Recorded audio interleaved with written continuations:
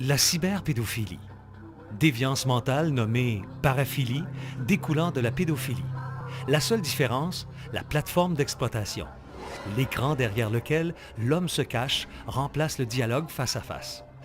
Plus de possibilités de rencontres, plus d'espace sans surveillance, plus de victimes. Des enfants pris au piège par l'Internet, faute de conscientisation du danger. Attention vos enfants, ce pourrait être le vôtre. La pédophilie est l'attirance sexuelle d'un adulte envers un enfant, fille ou garçon, par un adulte.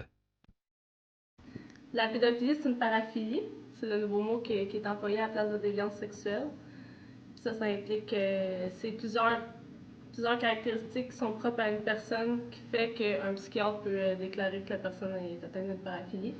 Donc, quelqu'un qui a une grosse détresse psychologique, que cette détresse-là, ça affecte qu'est-ce qui est son environnement social, personnel, professionnel, etc. La pédophilie, c'est une attirance sexuelle puis imaginaire avec les fantasmes envers les enfants. La cyberpédophilie diffère seulement par la plateforme de communication utilisée. L'Internet remplace alors les contacts humains. Avant, pour approcher des victimes, les prédateurs devaient faire le tour, tourner autour des écoles. C'est plus compliqué. Maintenant, ils sont sur Internet. En plus, Internet leur donne l'illusion qu'ils sont encore jeunes. Ils pensent dans leur tête qu'ils ont encore 13, 14, 15 ans, alors qu'ils en ont 30 ans, bien sûr. Maintenant, Internet permet d'avoir un contact avec l'enfant et le pédophile peut garder son anonymat derrière un écran d'ordinateur.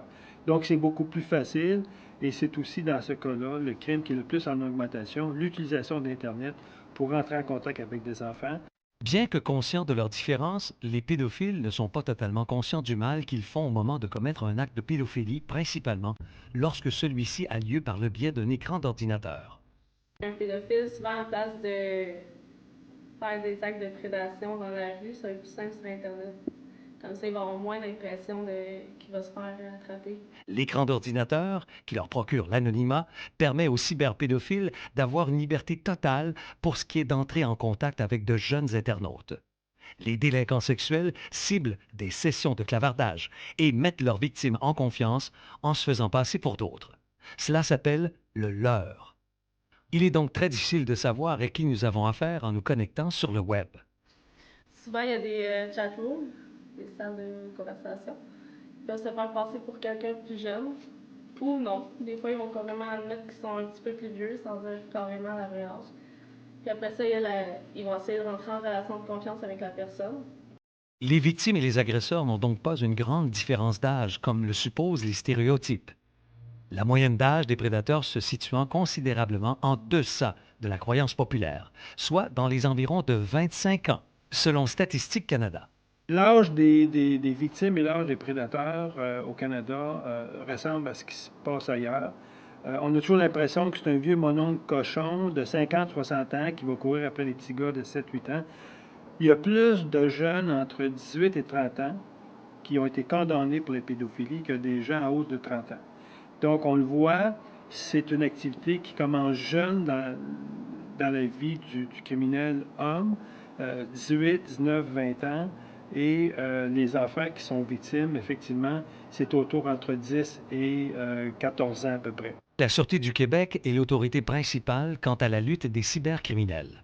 En fait, en avril 2012, la Sûreté du Québec annonçait l'ajout de 21 policiers et de 4 spécialistes de l'informatique à son escouade d'enquête sur l'exploitation sexuelle des enfants sur Internet.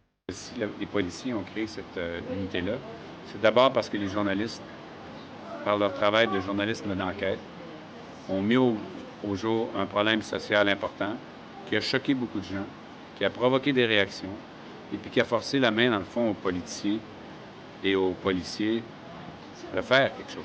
D'autres solutions législatives sont proposées comme celle de rendre le registre d'enregistrement des délinquants sexuels public. En fait, au Québec, les autorités n'ont pas à rendre publics les détails concernant la réinsertion sociale des délinquants. Il est donc impossible pour le citoyen québécois de savoir qui sont les pédophiles remis en liberté où ils iront s'établir. C'est un choix de société. C'est évident que si le registre canadien serait accessible comme les Américains ont rendu leur registre, oui, il peut y avoir des événements, il peut arriver des événements, je dirais, où des citoyens pourraient, un exemple, avoir une altercation avec le pédophile en question si on connaît son adresse ou son numéro de téléphone. le registre reste un sujet controversé qui amène différents points de vue, car l'affichage public du registre pourrait nuire à la réinsertion sociale du pédophile. Quelqu'un qui a vraiment réussi ses thérapies, ben, il va dans une communauté pour partir à neuf, puis ça ne lui donne jamais la chance de s'en sortir. Aux États-Unis, la description physique et le lieu de résidence du prédateur sont révélés afin de mieux prévenir les parents. Le Canada n'arrivera pas jusque-là. Par contre, de rendre l'information publique lorsque le criminel est libéré et considéré dangereux, ici, c'est savoir qu'est-ce qu'on protège. Est-ce qu'on protège le pédophile qui est dangereux, qui n'a pas fait d'effort en prison pour se corriger, qui ne veut pas se corriger, ou si on protège les enfants? Dans la société, il faut que les victimes et leurs proches aient le sentiment que la société leur rend justice quand ils sont victimes. Si les sentences sont pas assez importantes et font en sorte que les victimes ont l'impression que la société ne leur rend pas justice, un jour, ils vont voir se rendre justice eux-mêmes. Et ça, c'est le début de l'anarchie, puis on ne veut pas ça. Un pédophile, lorsqu'il est libéré dans l'anonymat, ses chances de récidive sont 2 fois plus élevées parce qu'il a l'impression que personne ne le connaît. Il y a un des prédateurs qu'on a fait dans la première émission qui pleurait et tout. Puis quand on a fait un autre personnage, il rechattait encore avec la jeune fille de 15 ans. Il était encore en train de le faire. Les moyens de contrôle, je dirais, le pays qui est le plus avancé là-dedans, c'est les États-Unis, en Californie. En Californie, lorsque vous avez commis 3 crimes à caractère sexuel, la sortie de prison, vous aurez à choisir un des 3 moyens de contrôle.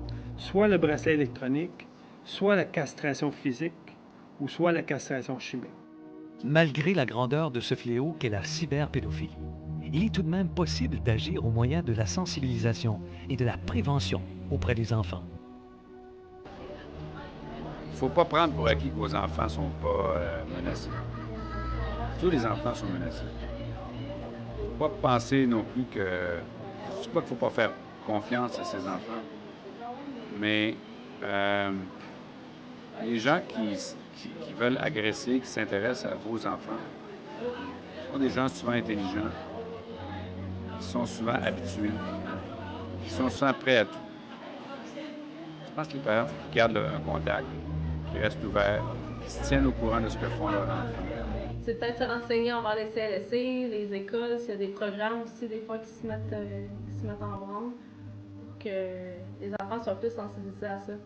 Des fois, ils disent « Ah, ben oui, je fais attention, mais à quel point ils font attention? » C'est surtout pour les parents d'avoir un œil sur ce que l'enfant fait, que ce soit par mettre l'ordinateur dans la cuisine, dans le salon.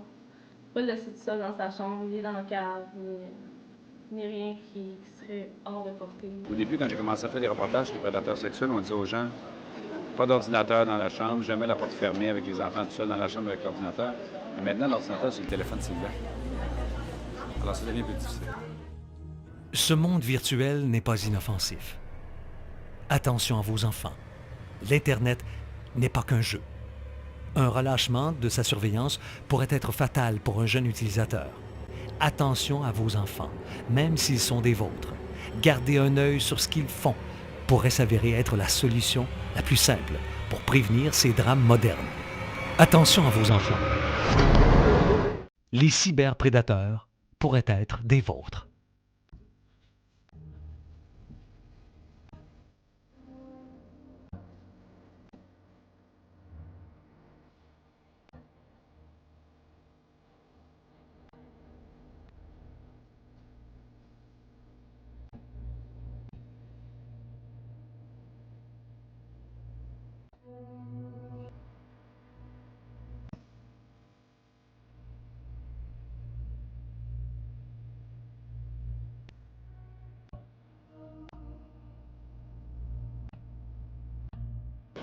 Je dis toujours qu'on est comme des gens qui ouvrent des lumières.